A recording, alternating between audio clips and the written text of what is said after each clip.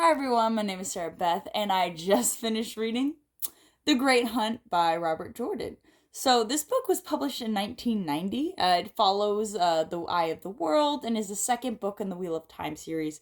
It's about 700 pages long. Fun fact, the first book was written in January of 1990. This book was written it was published in November of 1990. All I can say is Robert Jordan must have been very busy that year. If you saw my previous review to The Eye of the World, the first book in the series, I didn't enjoy that book all that much. I thought that the character development was a bit weak, and I felt that, all in all, the book, it kept putting me to sleep. I don't know if I was entering a reading slump. I don't know if I just didn't want to deal with world building at that time, but I kept falling asleep and it took me a long time to finish that book. This book, not the case. I was so pleasantly surprised by how easy this book is to read. Especially, this is something I really admire about writers, especially in series. I'm not a huge series reader, if you haven't noticed by my channel. I typically like one-off books because I love finite endings. I'm told this actually has a finite ending. The series has been finished, which makes me happy because, as you're getting into a new series, you'd hate to wait on a cliffhanger for, years. I believe Brandon Sanderson finished the series because Robert Jordan unfortunately passed away before being able to do so. But back to the topic of the book, I do think that this is significantly better than the first book, or at least my experience reading it was. I never had any qualms with the writing. Robert Jordan did. It's not fantastic. I'm not going to be drooling over the prose, but at the same time, I think he wrote the action in this book rather well.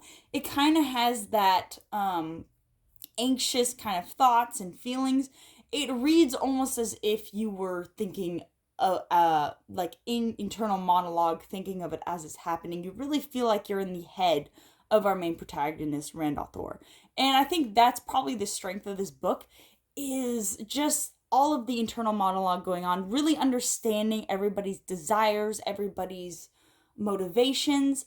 And especially with this book, there's a lot of political intrigue that is playing. The main premise of the book, if you have not read the first book, you might want to get started on that before obviously jumping into this book. But this book is basically about Randall Thor coming into his own, really addressing the fact that he is fulfilling a prophecy and he is the Dragon Unborn. So it's a lot about, is he going to follow the prophecy? Is he not going to follow the prophecy? Because he doesn't want to deal with the Aes Sedai, the female witches that are kind of controlling his fate. I do enjoy I feel like there's more character development in this book because you really feel a lot of turmoil between all of these characters and their interweaving threads with their destinies as it's kind of trapping them into these threads of time. And so I think that it was just more human for me, and I didn't once almost fall asleep while reading this. I also think that, just in general, it fulfilled my need for high fantasy reading this novel because there were high stakes, obviously, but not. It didn't feel. It feels like as if these novels, they have huge stakes. The first novel, where it ends, almost feels like where a series should end.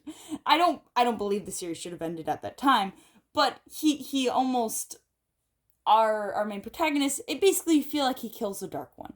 You feel like he has completed his quest and it is finished. And then you begin with this book and you're still following along this prophecy and you feel like the whole series could have finished within this kind of announcing to the world. While you're in these huge bombastic battles, it feels like the fate of the world is at hand. The one thing I will say is there is a battle at the end of the book, and it feels rushed. After reading almost 700 pages, it just feels as if Robert Jordan is like, hey, there's going to be a battle here. I promised a battle. I promised high stakes, and I'm going to give it to you.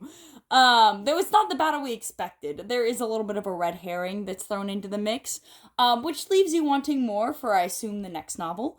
I do think that There is a little bit more of a focus on Rand in this book, which I think is important because, once again, this is about his journey. And there's also a bit of focus on his love interest, who is Eugene, and her mentor.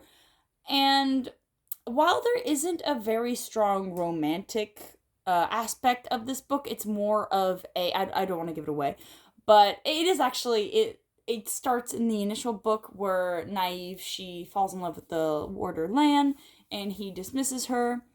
And so in this book, it's kind of, it has that bittersweet kind of tinge to it, where you understand where their allegiances have to lie and how these two have to live. And you're really only following Nynaeve and that plot line as opposed to the warder and Moiraine.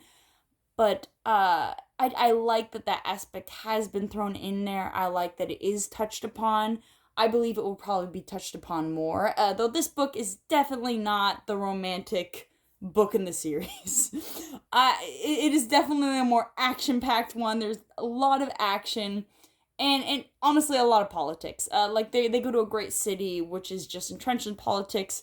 For instance, Rand is being invited to go see all these lords because they believe he is a lord. And so he's burning them, saying, I don't want to deal with politics, but eventually he has to, as we all do. There's also school-like politics in the White Tower, the Tar Valon, where all the witches are. I like that there is that school vibe to it, very much Harry Potter, very much different segments, because, they start out novices and they go to accepted, and there's different factions. There's the red, the blue, the brown Aja, and they also have their not headmistress, but it feels like a headmistress, who is the Amyrlin Seat. You get to meet all of these, you get introduced. It is more world building, which I said I was tired of in the previous book, but you've already understood the basis of the world. And when it's adding on to it, it feels almost as if the world is its own character, and you're getting more of that character development that I enjoy so much. So honestly, if you've read the first book, and let's say you weren't as happy with the first book like I was, I highly recommend this one. I really think it's worth a read. Though the problem is you will have to get through the first book, which maybe you'll enjoy more than me, but this one, I think that was worth it. I think the payoff was definitely worth it. If I'm going to recommend a book at the end of this one, I would just say, please read this one if you haven't read the first one. You might need to. Maybe you could even do like a Spark Notes. Maybe you could skip it, but you're probably going to need the full understanding, so best to just read the first book. Anyway, hope you enjoy my review, and have a good one.